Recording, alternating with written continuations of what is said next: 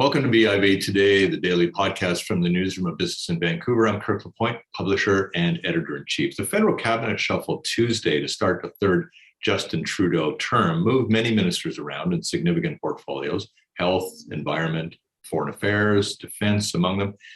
Many saw these moves and of the non-moves involving many of the key financial portfolios as evidence of a swing perhaps to the left by this federal government. As our national debt piles up due to pandemic spending and the government's own longer range policy plans, I thought I'd be wise to get an understanding of this, get a bit of a status report on what the business community in the country feels about it with Perrin Beatty. He's the CEO and the president of the Canadian Chamber of Commerce. He joins me now from Ottawa. Good to see you again. Great to see you, Kirk. What were some of the signals that you derived from the way the shuffle went? Well, I think it does indicate that first of all, there's a planning framework here of 18 to 24 months. Any political party that forces a new election during that time will pay a very high price. So I expect the government is going to be very active in the next 2 years. Secondly, the agenda that they're setting out based on the signals sent in the cabinet shuffle is that it will likely be focused very much on environmental and social policy as opposed to many of the traditional concerns the business community has had. When you say that, does that mean that the government is making a choice that it can't satisfy both? I think it's a question of priority that they're setting. I think if I've done a presentation to my own board on some of the differences between the previous parliament and this one, and that superficially, Kirk, when you look at them, the numbers seem the same as they were back in July or August. But in fact, under the surface, there have been enormous changes. The first is the stability. We won't see another election for another 18 to 24 months minimum. Mm-hmm. Two, there's a change in terms of the distribution where the Liberal caucus has become much more urbanized and most of its members come from Vancouver, the Greater Toronto area, Montreal, from the large cities. The Conservative vote moved much more into the more rural areas, and that's where they're represented in the House of Commons. Third, I think that you'll find that it's more regionally, Parliament itself is more regionally balanced than it was. You have a Liberal from Alberta now, which you didn't have before. You have more Conservatives from Atlantic Canada and so on. But then when you take a look at the cabinet, what you see is that the big winners in the cabinet shuffle were the Greater Toronto area mm-hmm. and Quebec. There are 4 ministers from BC. From the prairies now, only 2. Yeah. One from Alberta, one from Manitoba, and the position as an emissary to Western Canada that Jim Carr had previously has been abolished. So there are a lot of changes taking place below the surface here. The other key thing is that for the last year and a half, the federal agenda has been set by COVID. And the government has had a focus on how could it manage the pandemic, how could it deal with the economic impact of it, and it had to set aside its other agenda to a very great extent. We're now moving into a new phase where COVID's still with us, but it's starting to recede into the rearview mirror. And it means that other priorities are coming to the fore, and those priorities for this government tend to be climate change, Indigenous reconciliation, childcare, social policy issues more broadly. Is it now a losing battle to complain about the deficit and debt? It's a major concern. If you look at where we are today, I don't think any of us could have anticipated 24 months ago that we would see the national debt rise the way that it did, and that you would find groups like business groups calling upon the government to do the size of spending that it was doing in terms of providing supports. The government had to intervene. We are making it through past the recession, through the pandemic, but we're waking up with a major headache. The government's projections show that by the time of the next election, Canada will have a $1.4 trillion national debt. This is a figure that none of us can get our minds around. No. It's simply staggering. And the question is, how do we manage that debt There's been a sort of blithe assumption that because interest rates have been low and carrying costs then on borrowed money are low, that this is going to continue forever. It's not. And we even had a signal this week from the Bank of Canada that interest rates are likely to start going up sooner as opposed to later. Yeah. Well, one of the things I think nobody really counted on was a constant inflationary pressure that we appear to have now. Everybody said it was going to be quite transitory. Transitory for inflation feels like transitory for the pandemic. It's going to be years and years and years. What impact are businesses worried about? Well, they're certainly worried about inflation itself. The supply chain problems that you folks in Vancouver are very much aware of is an example of that. And when you talk to retailers, the difficulty they have even stocking their shelves between now and Christmas, quite apart from dramatic increases in prices, this is going to have a significant impact on the economy and on the ability of Canadians to manage. But beyond that, when you look at the national debt, obviously any increase in interest rates drives up the carrying charges on the national debt, and the national debt is hitting record levels now. This means then that the very first bill that you pay, it's the same way on your own house, the first bill you pay is for the mortgage. Mm-hmm. And the national debt, the carrying charges in the national debt go first before you pay for old age pensions or for defense or for infrastructure or healthcare or any other issue. And this is a major concern for us. So what we need desperately at this point is a strategy that first of all moves us away from the pandemic approach of shutdown, lockdown, and subsidize to where both business and families are able to become self-sustaining again. And a strategy that's focused on growth. You can't cut your way out of a $1.4 trillion debt. You don't want to inflate your way out of it because you damage everyone's savings in the process. It's irresponsible to simply send the bill to our kids. The only responsible, acceptable way of dealing with this is to promote growth. And it'll have to be growth at a level that we didn't know before the pandemic struck. Canada's competitive performance was poor prior to the pandemic. Our growth rate relative to our competitors was poor. And the challenge for us now is to come up with a strategy we didn't have then for much greater growth and much more sustained growth than we've known in the last 20 years. Well, what it sounds like, though, in the early days following this is that clearly the Trudeau government is going to make good on a lot of its very expensive commitments around climate change. It has, of course, a childcare commitment that's going to be pretty formidable. There are obvious health costs that will continue to increase, and so transfers will be required in order to accommodate that. But what else do you think this minority government might pile in place that the previous one didn't? Well, there are other pressures on the government as well. Because it's in a minority, it has to seek support in the House. Yeah. That support is unlikely to come from the Conservatives, and that means then the pressure is to move further left. So you could hear position of the NDP or from some others that we should be having a national pharmacare program, which could be exceptionally costly. But other spending that isn't budgeted today, that we simply don't have the resources for.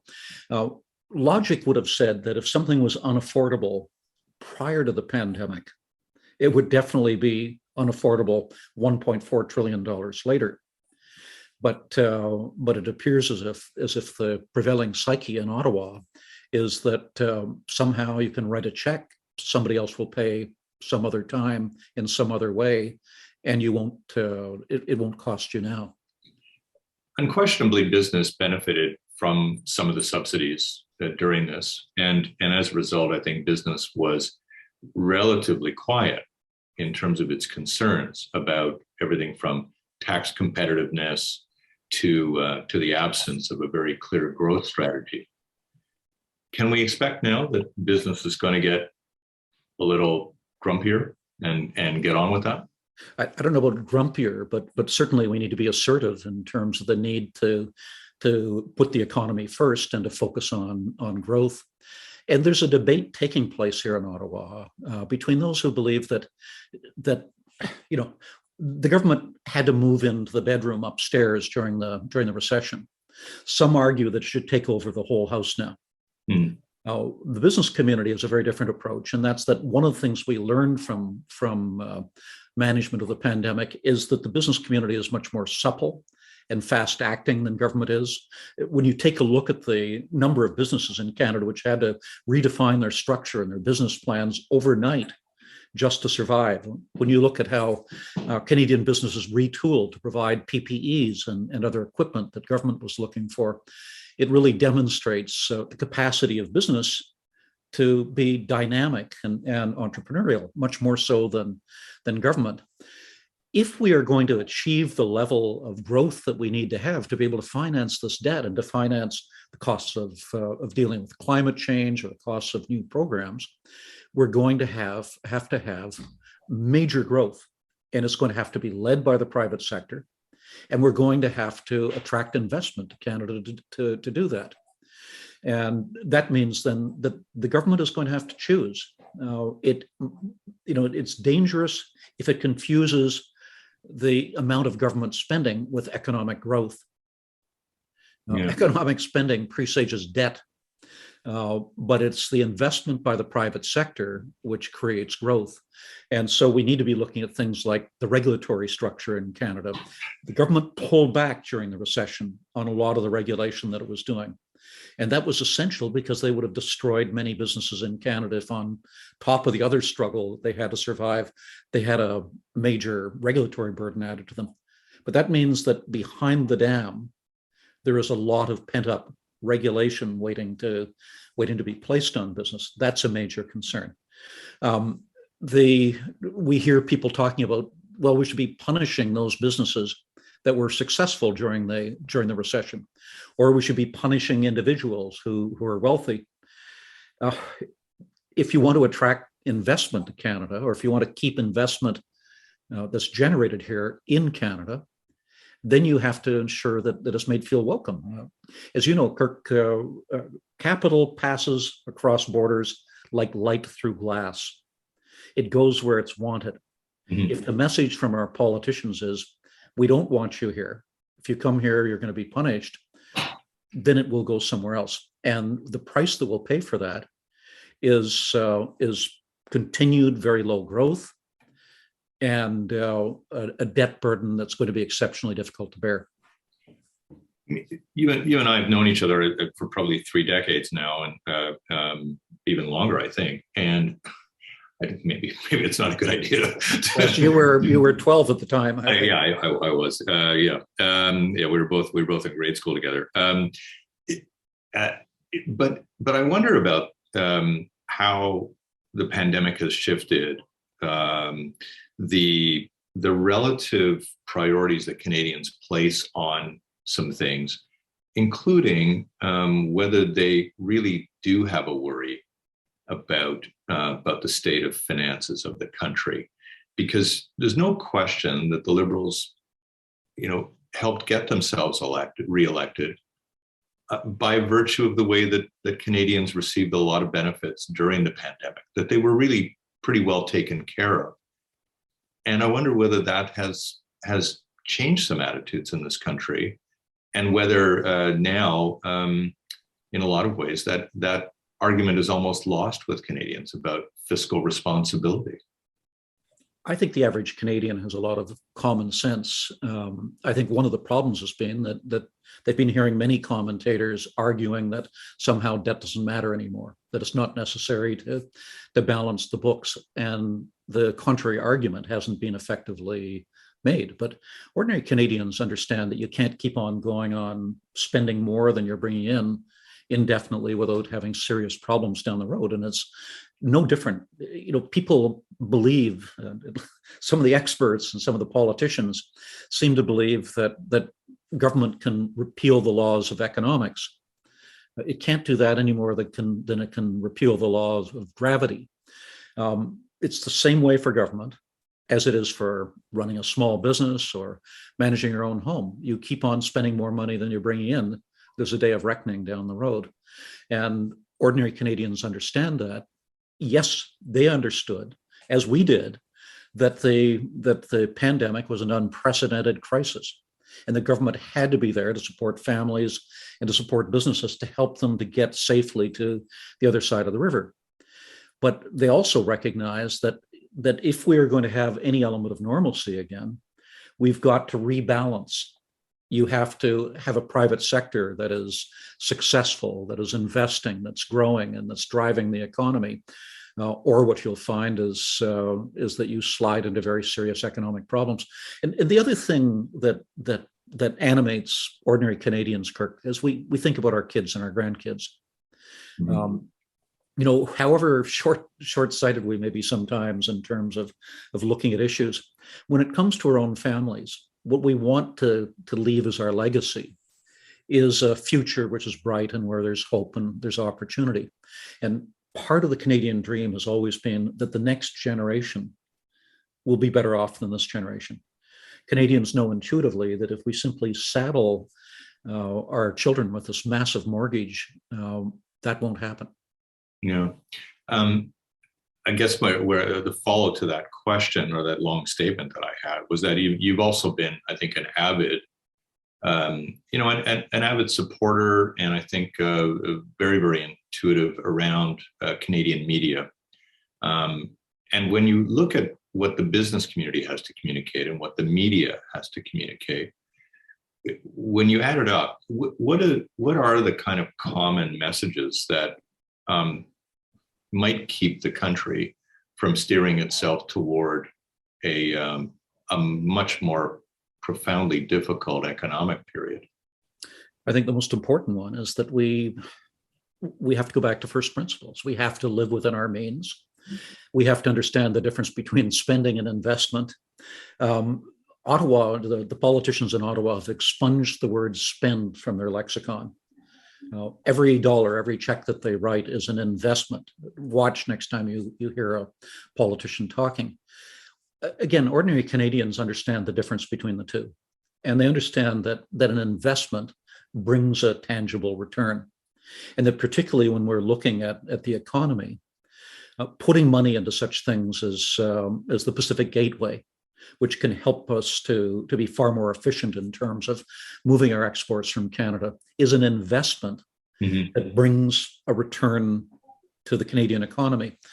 Spending on today's groceries is not. It's gone when it's gone, and we have to make sure that we focus on the areas where we can actually get a return. Both the media and certainly the business community have an obligation to portray the facts fairly and accurately, and to respect the intelligence of Canadians to make the right decisions. Yeah. Last question, and I want to take us back to something you mentioned earlier, which is that the concentration of the Liberal vote and where it is now. And here in British Columbia, I think we could probably say now that we don't have, and in the West, I think you could say we don't have somebody who is a really prominent figure in the Liberal cabinet. We have nobody, I think, in the absolute inner circle of cabinet any longer. You do have, though, for example, in Jonathan Wilkinson, his position on the environmental side. Yeah, and, but natural resources to me is still, I feel like it's still a little outside that, that foreign affairs, defense envelope that and finance, of course, that tend to define the upper echelon of cabinet. Jonathan Wilkinson obviously is emerging as the strongest of the Liberal cabinet ministers out here, the comer, if you want to put it that way. But Alberta is lacking that, and British Columbia doesn't. At least it's going to be some time before it acquires that. What happens when that happens? Well, my concern is if any region of the country starts to feel left out or victimized, then it tears the national fabric. So it's an issue that goes well beyond the economy to the nature of the country itself. All Canadians have to feel that they're represented fully at the center. And just going back to Mr. Wilkinson, he's smart, he's energetic, he's well respected. And one hopes that natural resources will be seen as an area of growing importance in the new government, particularly because it's an area of competitive strength for Canada. It's something we do well, very well compared to the rest of the world. Mm-hmm. And I hope he's able to make that case. But on your main point, there's no question that if you look at the most senior portfolios in government, whether it's the Prime Minister himself, the Minister of Finance and Deputy Prime Minister, the Industry Department, Foreign Affairs, a range of others, those tend to be from the GTA or from Quebec. That puts an extra burden on those ministers to make sure that they are doing outreach, that they're listening to people in all parts of the country, because even better than I do, because of having lived across the country, that one size doesn't fit all in this country, mm-hmm. that we are incredibly diverse, and that the view, once you've drunk the water of the Rideau Canal, it doesn't give you an intelligence that no other Canadian has. For us to be successful, we actually have to have a partnership in Canada where everybody feels part of it. Yeah. Look, always great talking to you. I get a lot from every discussion that we have, and I hope that people today have listened very well and understood what you're saying.